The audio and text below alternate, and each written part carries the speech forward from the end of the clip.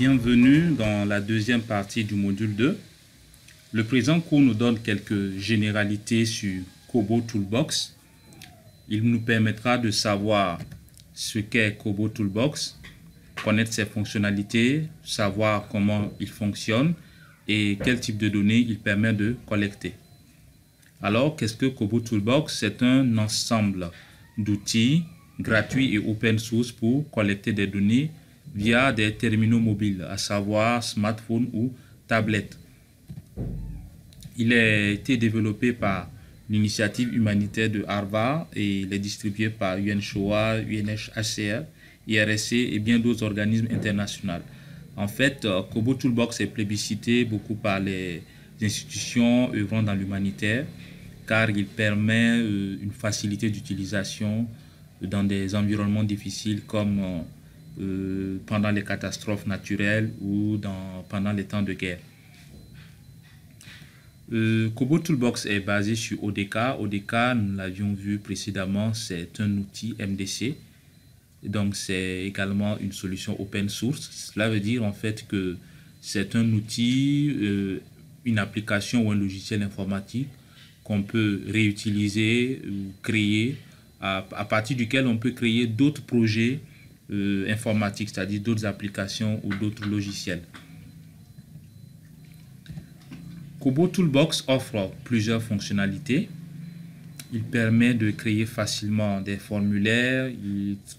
Le travail en ligne, tout comme hors ligne, est possible, à savoir qu'on peut collecter les données sans avoir besoin d'Internet, déployer facilement les formulaires sur le téléphone, stocker les données sur une plateforme sûre, sécurisée et privée, la protection contre la perte de données car il y a une option de sauvegarde et une option de récupération sur la plateforme qui garantit la durabilité de vos données.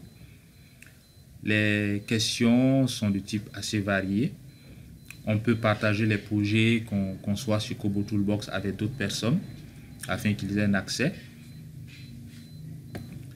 La visualisation des données est possible en temps réel, à condition bien sûr que les données soient envoyées sur le serveur. On peut exporter les données qu'on collecte sur Kobo Toolbox dans d'autres formats, comme c'est des formats CSV, des formats Excel, SPSS ou Stata.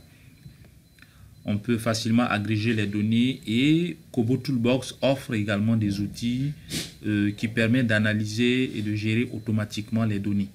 Voilà. Avant d'exporter les données vers d'autres applications statistiques, on peut facilement réaliser des tableaux de bord, des rapports, des mini-rapports automatisés sur notre opération de collecte de données. Kobo Toolbox fonctionne comme une plateforme qui possède deux instances, c'est-à-dire deux accès. Le premier accès offre une utilisation illimitée pour ces utilisateurs qui sont exclusivement des organisations humanitaires. Le deuxième accès est un peu limité, comme vous l'aurez constaté, et c'est l'accès public, donc réservé aux chercheurs, aux travailleurs humanitaires et toute personne désirant mener un projet de collecte de données mobile. Donc les limites sont spécifiées, tout comme le voyez, 10 000 soumissions par mois. Autrement dit, on ne peut envoyer au-delà de 10 000 réponses par mois. Donc le stockage, précisé ici, c'est le stockage en ligne, le stockage dans les nuages, comme on l'appelle le cloud. Et les projets dans tous les deux accès sont illimités. Donc on peut créer autant de projets qu'on le veut. Voilà, à la différence que la disponibilité est limitée selon qu'on soit d'une organisation humanitaire ou qu'on soit une personne de profession libérale. L'accès donc à ces différentes plateformes, oui, à ces deux plateformes, est requis par un compte Kobo Toolbox et dans le prochain cours, nous allons voir comment créer un compte sur cette plateforme qui est Kobo Toolbox. Enfin, nous dirons à ce niveau que Kobo Toolbox fonctionne avec son corollaire qui est Kobo Collect, qui est une application disponible sur Google Play Store que nous allons télécharger par la suite et que nous allons utiliser. Kobo Collect, en fait, est l'application associée à la plateforme. Et via Kobo Collect, nous arrivons à réaliser nos différentes collectes par le biais du téléphone ou de la tablette. Enfin, nous précisons les différents types de données que les formulaires Kobo permettent d'enregistrer. Ici, nous avons une dizaine de types de questions allant des questions uniques aux questions multiples, des questions de type texte, des questions numériques, les formats dates. On précise également que Kobo Toolbox permet de prendre des points GPS, des photos, des audios, des vidéos.